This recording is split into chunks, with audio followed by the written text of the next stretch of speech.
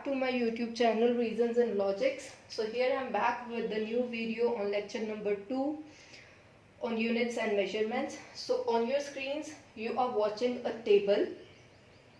Now you can have a screenshot of this table or you can just write it on your notebooks, because this table is really very important and is going to help you a lot when you are doing any sort of conversions. So now see, what does this mean? This is a multiple, this is a prefix used, and this is a symbol. For example, I'll explain it with the help of example. Suppose you have a quantity naming 1 decameter. Fine, so you have 1 decameter. But since we are dealing with SI units, we have to convert it into meters. It says in question, it is asked to convert it into meter. Now this deca has the measurement of 10 raised to power 1. And so we have to put the value of this deca here. To convert it into meter, we have to put the value of this deca here. So it means that this will be equal to 1 into 10 raised to power 1 meter. That means 1 decameter will be equal to 10 meter. 1 decagram will be equal to 10 gram. So this is what this means. 1 hectometer will be equal to 10 raised to power 2 meter. 1 kilometer is equal to 10 raised to power 3 meter. So this is the measure of kilo. Whenever you will find a kilo written over there, you have to put value of this. So in a way you have to remember all these quantities. You have to keep in your minds, what does this mean? 1 kilo means 10 raised to power 3, mega 10 raised to power 6, giga 10 raised to power 9, 1 tera is 10 raised to power 12, peta is 15, and exa is 10 raised to power 18. Similarly, these are the smaller quantities. This is 1 deci. You will find 1 decimeter. Then deci will have the value of 10 raised to power minus 1. So 1 decimeter, it's the symbol for deci, will be equal to 1 into 10 raised to power minus 1 meter. Similarly, 1 centimeter will be equal to 10 raised to power minus 2 meter. Similarly, milli, micro, nano, pico, femto, atto. So this is the measure, these are the measures of these quantities. So whenever we are doing the conversions, we simply put these measures over there. Fine. So this is what this table says, and you have to remember this table completely if you want to be strong when you are doing any sort of conversions. Fine. Okay, so I hope you have written this. Now I'm going to rub it. Let's proceed further.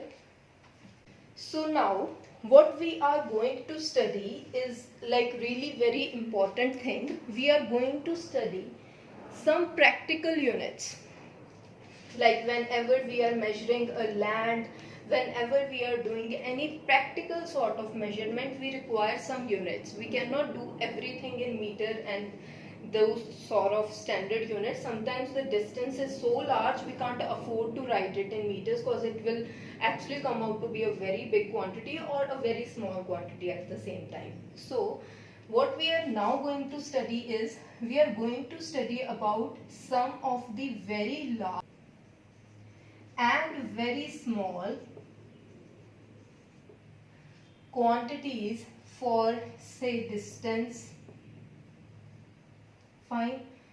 I think we would be studying about, say, areas. Fine. Next, mass. I'll be telling about some of the largest and the smallest quantities of mass. Then pressure. These many are like important whenever we are doing numericals. All others are not that important, but these are like very important. Then time, you can obviously convert from millisecond to second and that sort of thing. If we require some explanation about time also, then I'll give. But these four are like very important. Okay. So now we are going to start with very small distances. Quantities that we use for measuring very small distances. By very small distances I mean nuclear distances. Whenever we reach up to the scale of nucleus, that means we are talking about the smallest possible quantities, and whenever we reach something related to astronomy, then we are talking about the largest possible things. Fine. So we would be defining on these two bases, all these quantities basically on these two bases. So okay, let's start. So the very first one is practical units, or the largest and the smallest possible units for measuring the distance. So firstly we are going to find about the unit which is used to measure the nuclear distances. Whenever we are going to the range of nucleus, then we are to use basically and mainly we use, that is, femtometer, or we call it as Fermi. Fine. So 1 Fermi is equal to 10 raised to power minus 15 meter. Fine. So next very small unit is angstrom. This is basically used to measure wavelength of light, wavelength of say visible light and all. Those all wavelengths are measured in terms of angstrom. Basically this is used when we are dealing with the electromagnetic waves, or we are studying XRD and those sort of things. X-ray diffraction. By XRD I mean X-ray diffraction. So whenever we are dealing those sort of things, we require these kinds of units. So basically this is used to find wavelength of light. Fine. So 1 angstrom is equal to 10 raised to power minus 10 meter. Fine. Basically used when we are dealing with say X-ray diffraction, or we are studying about EM waves. So during these kinds of studies we require this angstrom unit. Fine. Next is nanometer. Nanometer is also used to find the wavelength of light. Fine. So 1 nanometer is equal to, this is also written in that table, you can go and check there also. So 1 nanometer is equal to 10 raised to power minus 9 meters. Fine.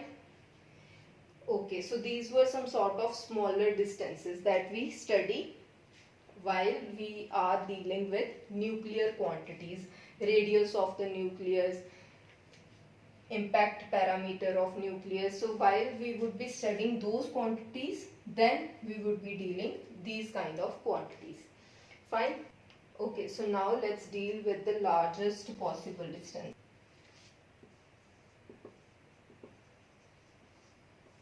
Okay, so now it's the turn of largest possible distances, that is when we are dealing with the space. So the first one is light year.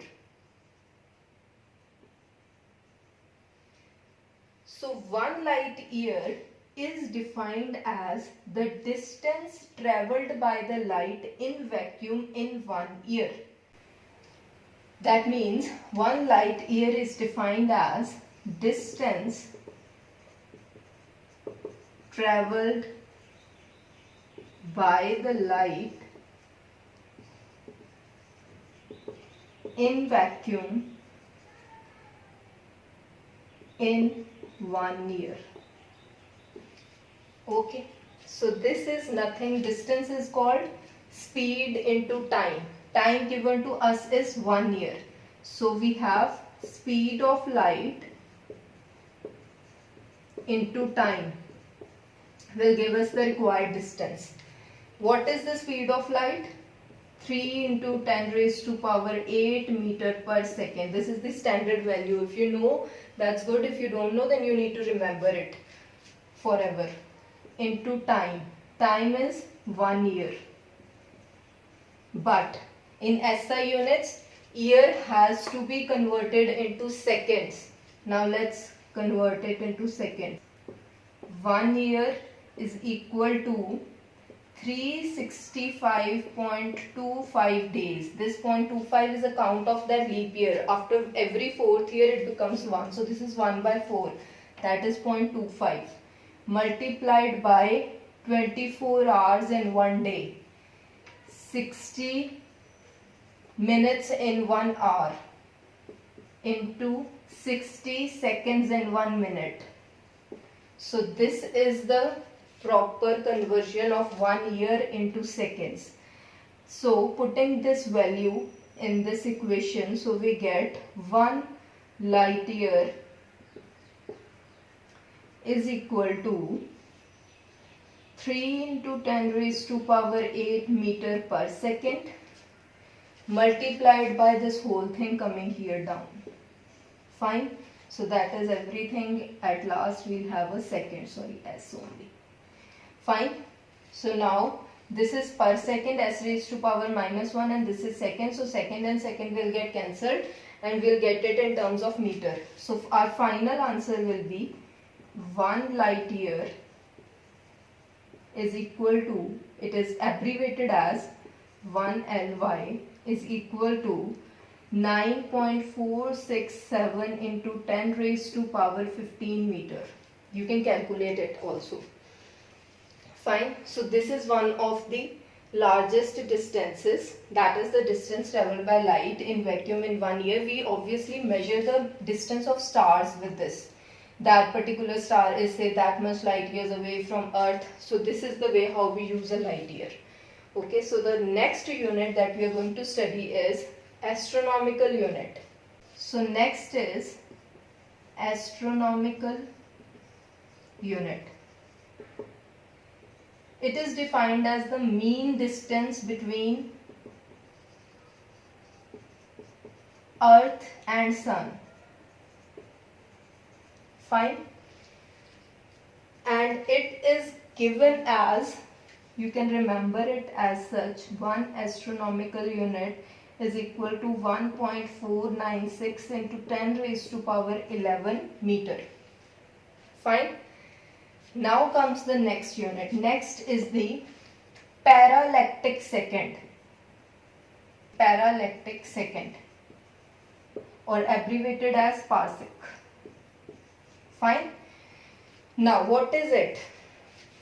It is defined as the distance at which an arc, it is defined as the distance at which an arc of length of 1 astronomical unit, this is your arc of length 1 astronomical unit, fine, subtends an angle of 1 second, fine, of the arc. So this is the distance, this is your 1 parsec. So this is the distance at which arc of length 1 astronomical unit subtends an angle of 1 second. Fine. Okay, now we can find the value of 1 parsec. We know that angle theta is defined as length of the arc divided by radius of the arc. Fine. Or radius is defined as length of the arc divided by the angle subtended. So this is an arc. When we'll subtend it, it will be a complete circle, and this defines the radius of that circle. Fine. So this is 1 parsec is nothing but this. Fine. So this is nothing but 1 astronomical unit. Fine. And this is nothing but 1 second. 1 second means, wait, in 3600, okay, so this is it. R is equal to 1 astronomical unit divided by 1 second. Now we are to convert all these things in terms of meter. Okay, so now this value we can put here. This is 1.496 into 10 raised to power 11 meter. Fine. Next we have to convert this also into standard units. Okay. So now this 1 second has nothing to do with the time. First of all, you should keep this thing in mind. Firstly, we'll convert this into degree, and then from degree we'll convert it into radians, because our standard unit for measuring the angle is radian. Fine. Okay. So what all we have till now is 1 parsec is equal to 1 astronomical unit divided by 1 second, and this is nothing but equal to 1.496 into 10 raised to power 11 meter. And what is this? We have to find now. What is 1 degree? 1 degree is divided into 60 parts, and these 60 parts are called minutes. And further, what does this mean? This means that 60 parts combine to give you 1 degree. Or we can say that 60 minutes will give us 1 degree. So 1 minute will be equal to 1 by 60th of a degree. Fine. These 60 parts will combine and give us 1 minute. So that means 1 minute will contribute 1 by 60th to a degree. And how many seconds in 60 minutes? We have 60 seconds. Fine. These minutes are further divided into 60 parts, and those 60 parts are called 60 seconds. So that means 1 degree will be formed by 60 parts called minutes, and these minutes will be formed by 60 parts which are called seconds. So in total 1 degree will be formed by 3600 parts. Fine. So that means these 3600 seconds will give us 1 degree. So that means by unitary method 1 second will be formed by 1 by 3600 of a degree. I hope up to this point it is clear. Fine. That 1 second will have 1 by 3600 of a degree. This has nothing to do with the time. Fine. Now what next? Now we have to convert this into radians. Fine. There is a relation that says 180 degree contains pi radians. Fine. So this pi is 3.14 only. So that means 1 by 3600 degree will contain 1 by 3600 upon 180 degree into pi radian. Fine. So degree and degree will get cancelled, and we will get 1 by 3600 into pi by 180 radian. Fine. So now we can put this value over here, and we get 1 by 3600 into pi by 180 radian. Fine. So now we can solve this completely by putting the value of pi and everything. We will get it equal to 3.08 into 10 raised to power 16 meter. You really don't need to do all these calculations. This I have just done once to explain you how we have got this. Fine. All else is not required. You just need to remember this result, that 1 parsec is this much in meter.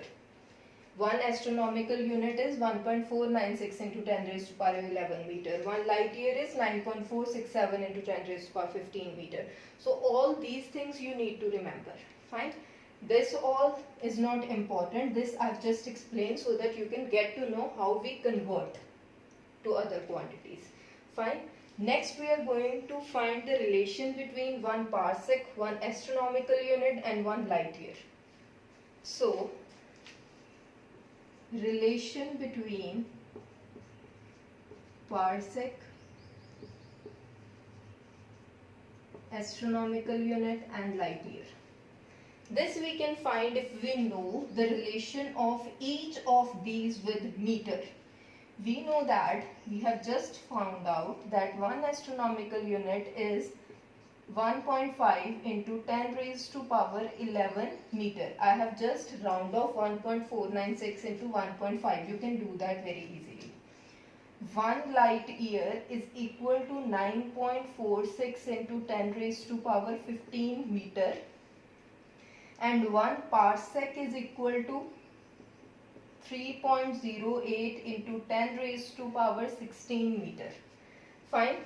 So now just by dividing the two quantities we can find the value of, we can find the relation. So just let this be 1, this be 2 and this be 3. So just dividing 1 and 2 we get 1.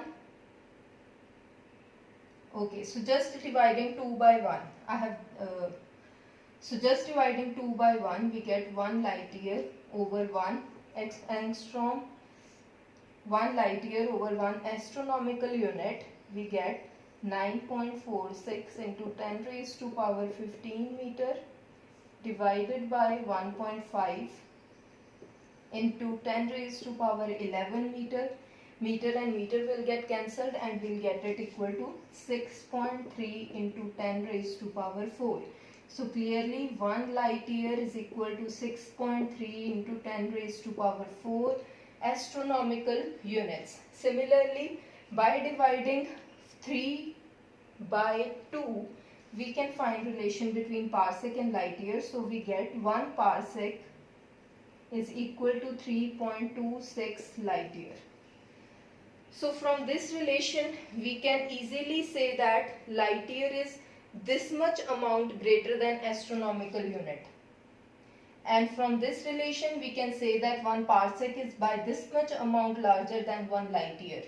So that means the relation in terms of which of the three is largest can be written as 1 parsec is greater than 1 light year is greater than 1 astronomical unit. So clearly out of these three, astronomical unit is the smallest unit for measuring the distances related to space, and then comes the light year, and finally parsec is the largest unit.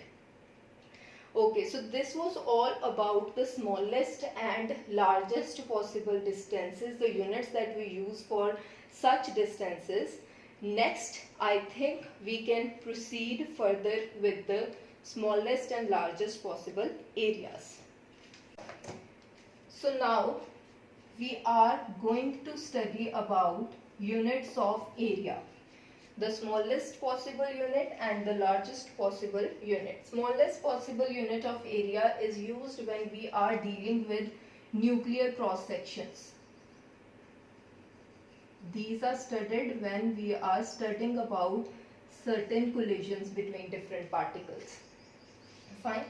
So the unit which we use while studying these cross sections is barn, and 1 barn is equal to 10 raised to power minus 28 meters square. So this is a sort of smallest unit. Now it comes when we are to measure larger area like 1 acre. 1 acre is equal to 4047 meters square. Fine. And 1 hectare is further larger, and 1 hectare is even larger quantity. It is equal to 10 raised to power 4 meters square. See the difference. It is in 10 raised to power minus 28. This is 10 raised to power plus 4. So there is a large variation. Fine. So this is used for measuring larger area, and barn is used for measuring the smallest possible area. Fine. Next comes the mass. So for mass, okay, so for mass we can have 1 ton is equal to 1000 kg, 1 quintal is equal to 100 kg, 1 slug is equal to 14.57 or nearly 14.6 kg, 1 pound 0.4536 kg. These are the standard quantities. You need to just have all these kinds of things in your mind. And the largest possible unit of mass is 1 Chandrasekhar limit, and this is equal to 1.4 times the mass of sun. so large it is. So this is the largest possible unit of mass. Now comes the smallest units of mass. So these are basically the atomic masses. How can we define one atomic mass? One atomic mass unit can be defined as 1/12 the mass of carbon 612. Fine. And this is equal to 1.66 into 10 raised to power minus 27 kg. Again, see the difference. 10 raised to power minus 27 kg to 1.4 times the mass of sun. Such a large variation. Okay, so this is the largest possible mass units and this is the smallest possible mass unit. Fine. Next are the few conversions regarding pressure. Pressure. 1 bar is equal to 1 atmospheric pressure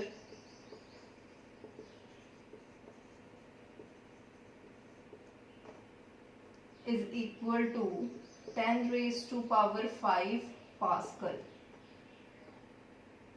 Fine. This is number 1. Next is 1 atmospheric pressure